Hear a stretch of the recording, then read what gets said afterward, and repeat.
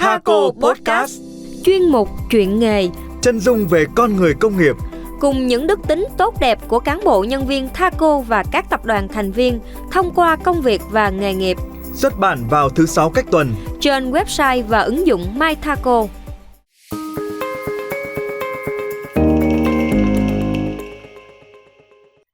Chào mừng quý lãnh đạo và quý anh chị đến với Thaco Podcast, chuyên mục chuyện nghề. Trong tập ngày hôm nay, kính mời quý lãnh đạo và quý anh chị cán bộ nhân viên cùng đến với cảng biển Chu Lai để lắng nghe chia sẻ của anh Lê Duy Trinh, cán bộ nhân viên của tập đoàn thành viên Thilogy, đang làm việc ở vị trí tổ trưởng vận hành cẩu bờ, Tổng công ty cảng biển Chu Lai. Và sau đây kính mời chị Trương Thị Minh Thư thuộc Văn hóa Truyền thông Thaco Chu Lai tiếp nối chương trình ạ. Xin chào anh Lê Duy Trinh, trân trọng cảm ơn anh đã dành thời gian tham gia chương trình Thaco Podcast ngày hôm nay. Xin anh giới thiệu đôi nét về bản thân mình để cùng làm quen với các anh chị em cán bộ nhân viên đang lắng nghe chương trình ạ. Xin mời anh. Trân trọng kính chào quý lãnh đạo cùng anh chị em cán bộ nhân viên đang theo dõi podcast chuyện nghề hôm nay. Tôi tên là Lê Duy Trinh, hiện đang làm việc tại bộ phận vận hành cẩu bờ, phòng điều độ khai thác thuộc Tổng công ty cảng biển quốc tế Chu Lai, tập đoàn Thilogy. Tháng 3 năm 2015, tôi được tuyển dụng và bắt đầu công việc vận hành cẩu bờ. Và đến đến nay, đã gần 10 năm tôi gắn bó với nghề. Nói về cơ duyên đến với công việc này là lúc tôi quyết định chọn học nghề vận hành cẩu bờ. Tại thời điểm đó, tôi thấy nghề có nhiều cái hay, cái mới lạ. Cá nhân tôi cũng là người rất thích việc di chuyển và độ cao, thích nhìn sự tấp nập của tàu thuyền trên bến cảng. Lúc ra trường, tôi đã làm việc tại cảng Phú Mỹ ở Vũng Tàu, cùng với công việc chính là vận hành cẩu để tích lũy kinh nghiệm và kiến thức. Vài năm sau đó, tôi về quê hương tôi là núi Thành, Quảng Nam và xin vào làm việc tại cảng Kỳ Hà. Đến năm 2015, với mong muốn tìm được một công việc ổn định, lâu dài, tôi quyết tâm xin vào làm lái cẩu tại cảng Chu Lai. Thưa anh, vậy thì có những kỷ niệm hoặc trải nghiệm nào đặc biệt mà anh muốn chia sẻ từ công việc của mình ạ? Những trải nghiệm trong nghề này cũng chính là những áp lực công việc hàng ngày mà anh em chúng tôi trải qua. Chúng tôi hay nói vui với nhau rằng chúng ta làm nghề nhìn xa trông rộng. Trước đây, khi mới vào nghề, tôi phải mất một khoảng thời gian để thích nghi với vị trí làm việc trên cao. Từ việc khắc phục nỗi sợ về độ cao, thích nghi với môi trường khắc nghiệt trên bến cảng, đến việc nắm bắt quy trình vận hành. Giờ đây, công việc hàng ngày của tôi là từ trên cabin cách mặt đất gần 25 mét quan sát, điều khiển giá cẩu, chụp lên container, sau đó nâng container từ trên tàu xuống đúng vị trí xe đầu kéo ở phía dưới. Công việc này đòi hỏi các lái cẩu là phải tập trung cao độ, quan sát tỉ mỉ, dù ở khoảng cách là khó xa. Trong quá trình di chuyển, bốc xếp hàng hóa phải hết sức cẩn trọng, bởi hàng được xếp dỡ chủ yếu là container có kích thước, khối lượng lớn. Bên cạnh đó thì người lái cẩu phải phối hợp nhịp nhàng với công nhân xếp dỡ, với xe đầu kéo để vận hành chính xác trong từng thao tác. Bởi chỉ cần một sơ suất nhỏ có thể dẫn đến hậu quả nghiêm trọng về người, hàng hóa và phương tiện. Được biết, anh đã nhận danh hiệu cá nhân xuất sắc trong 2 năm liền. Vậy theo anh, kỹ năng nào là quan trọng nhất để trở thành một nhân viên vận hành cẩu bờ giỏi? Danh hiệu cá nhân xuất sắc là niềm vinh dự và hạnh phúc mà tôi nhận được khi làm việc tại Thilogy. Vì đó chính là sự đánh giá, ghi nhận và quan tâm mà ban lãnh đạo dành cho chúng tôi. Ở nghề này, mỗi chuyến tàu cập cảng, nhân viên vận hành cẩu bờ sẽ mở đầu cho một chuỗi các hoạt động xếp dỡ tại cảng. Công đoạn đầu tiên này hoàn thành tốt thì các công đoạn tiếp theo mới suôn sẻ được. Nghề vận hành cẩu bờ tưởng nhẹ nhàng vì chỉ thao tác, điều khiển thiết bị, nhưng trên thực tế thì lại hoàn toàn khác. Quá trình xếp dỡ gây ra rung lắc mạnh nhất là khi có gió lớn. Do đó, ngoài việc mắt quan sát, tay điều khiển, các thao tác phải thực hiện nhanh, chuẩn xác và phối hợp nhịp nhàng với các bộ phận khác. Điều khiển cẩu thì không chỉ đòi hỏi về yêu cầu kỹ thuật cao, chính xác, an toàn tuyệt đối, mà còn phải đảm bảo về tốc độ, năng suất thì mới kịp tiến độ xếp dỡ hàng, giải phóng tàu một cách nhanh nhất. Chính vì vậy, theo tôi, ngoài việc tập trung cao độ thì cần phải có kỹ năng quan sát và xử lý tình huống tốt, bởi những container liên tục bốc từ tàu chuẩn xác xuống xe. Chiếc xe này rời đi, chiếc xe khác lại đấy, chờ sẵn, tất cả chỉ tính bằng giây. đồng thời luôn tuân thủ nghiêm các quy trình, quy định về an toàn lao động, trang bị đầy đủ bảo hộ cá nhân để đáp ứng yêu cầu công việc trên tinh thần năng suất, an toàn, hiệu quả.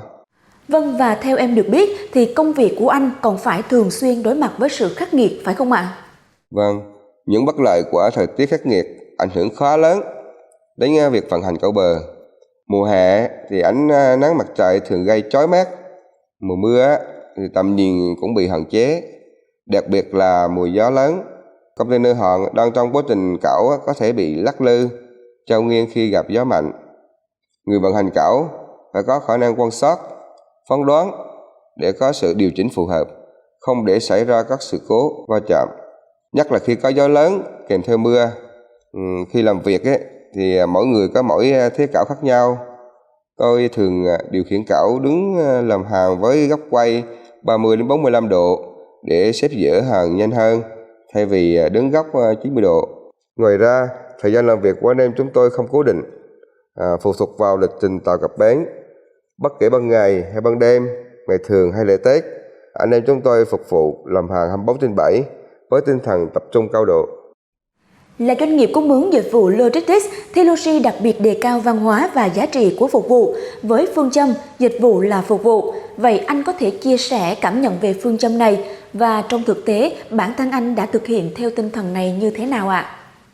Làm việc tại doanh nghiệp cung ứng các dịch vụ Logistics, tôi hiểu rằng phương châm dịch vụ là phục vụ chính là mỗi nhân sự dù làm việc ở các vị trí khác nhau nhưng phải nỗ lực cống hiến hết mình, tận tâm trong việc để mang lại dịch vụ tốt nhất, mang lại sự hài lòng và niềm tin sử dụng dịch vụ của khách hàng.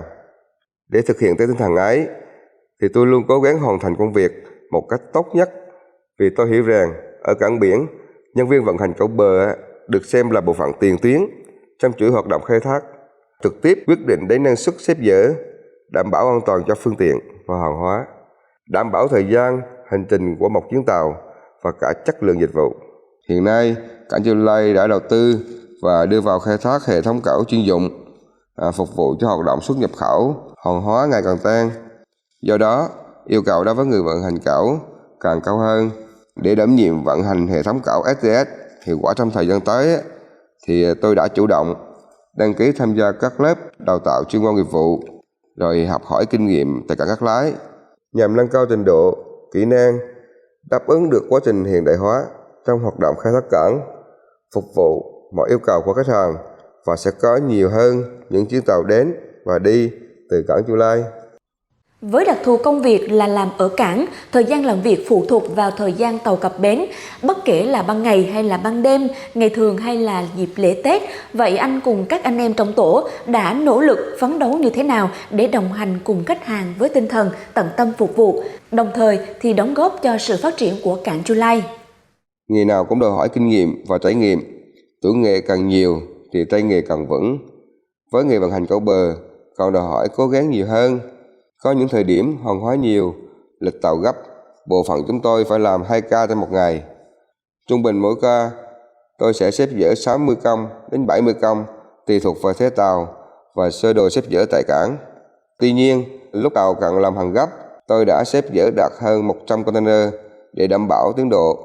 Với trách nhiệm của một tổ trưởng thì tôi luôn chia sẻ những khó khăn và động viên anh em luôn giữ tinh thần tỉnh táo, sức khỏe tốt, cố gắng thực hiện công việc một cách hiệu quả nhất.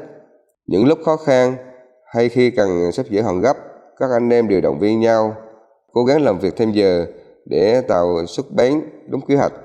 Những lúc ấy, công ty cần sự nỗ lực của từng nhân sự nên chúng tôi đều không nề nào vất vả, cùng nhau góp sức để bốc xếp hàng hóa một cách an toàn, nhanh chóng và đúng giờ.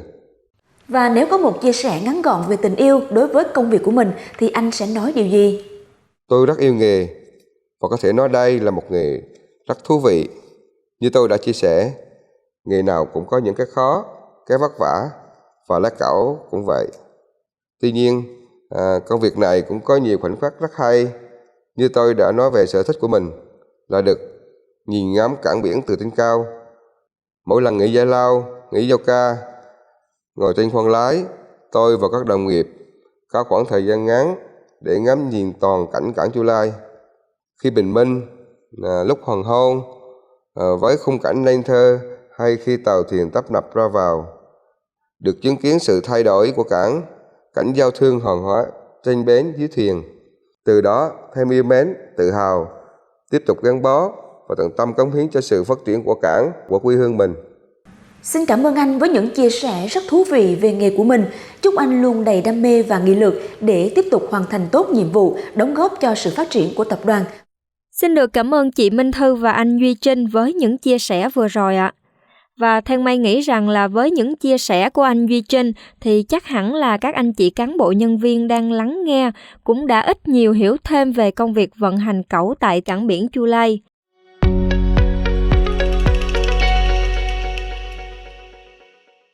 Trước khi khép lại tập podcast Chuyện nghề ngày hôm nay, kính mời quý lãnh đạo và quý anh chị lắng nghe hoạt động sắp diễn ra tại Thaco và các tập đoàn thành viên.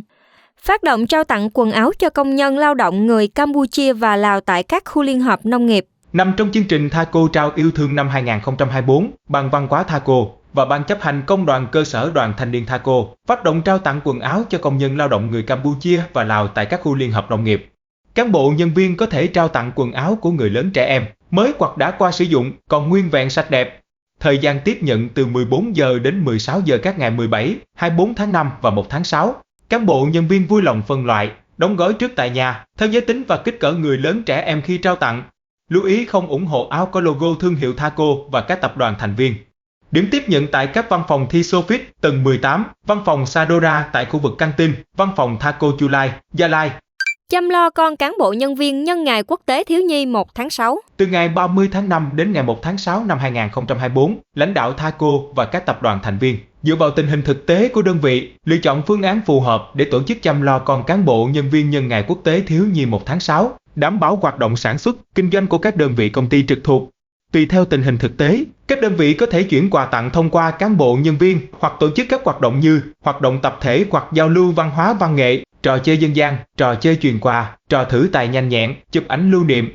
Hoạt động này dành cho các em từ 0 đến 14 tuổi, là con của cán bộ nhân viên nhận việc trước ngày 1 tháng 6 năm 2024 tại Thaco và các tập đoàn thành viên. Những thông tin vừa rồi cũng đã khép lại tập Thaco Podcast Chuyện nghề ngày hôm nay. Quý anh chị cán bộ nhân viên có những câu hỏi hoặc những chia sẻ muốn được bày tỏ, có thể gửi về mục hỏi và đáp tại trang tin mythaco.vn. Chúng tôi sẽ trả lời trong tập podcast tiếp theo. Cán bộ nhân viên có thể nghe đầy đủ các tập Thaco Podcast trên YouTube Thaco Group, website và ứng dụng MyThaco và đón nghe các tập mới nhất vào thứ 6 cách tuần. Chân thành cảm ơn quý lãnh đạo và quý anh chị đã lắng nghe chương trình. Trân trọng kính chào và hẹn gặp lại quý vị ở tập tiếp theo.